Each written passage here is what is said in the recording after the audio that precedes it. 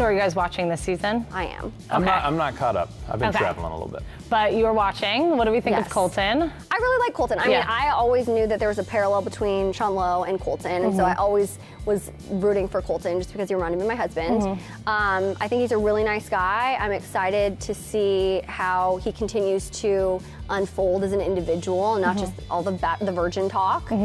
Because we saw on the season with Becca that he is well-rounded. He loves his family. He's a you know, he's an athlete, but he's also charitable. I mean, there's so many different facets to him that I'm hoping that we get to see a little bit more of. Yeah.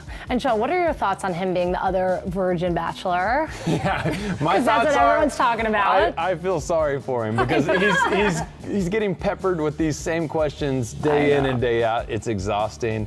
So I'm sorry, man. Good luck is what I would say to Colton. Good luck. Did Colton ever reach out to you for advice? No, I don't think he needs my advice. Okay, I mean, we've interacted on Twitter, and I know he's being a good sport about it and like doing the Steve Carell poster for 40-Year-Old Virgin and all that stuff. So I think he's handling it really well. He's just kind of laughing it off and having fun with it.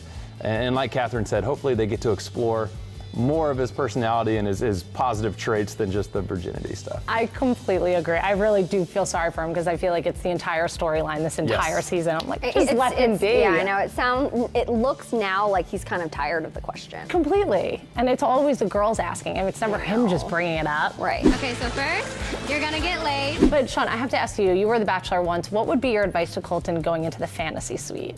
Ooh, so guys, far be it for me to give advice to anybody, but it was really important for me because I knew millions of people were going to be watching at home, and I've got personal morals and standards that, you know, I wanted to communicate to everyone watching at home, not just the women. So I told the producers beforehand, you know, I want to make it clear in front of the cameras that, you know, this isn't about sex. I just wanted some alone time because I thought that was important with the women when cameras and producers and everyone else isn't around. Totally. And I think that's it was a special time for me and Catherine, you know, because then you can maybe ask some things that you don't want to ask when there's cameras around.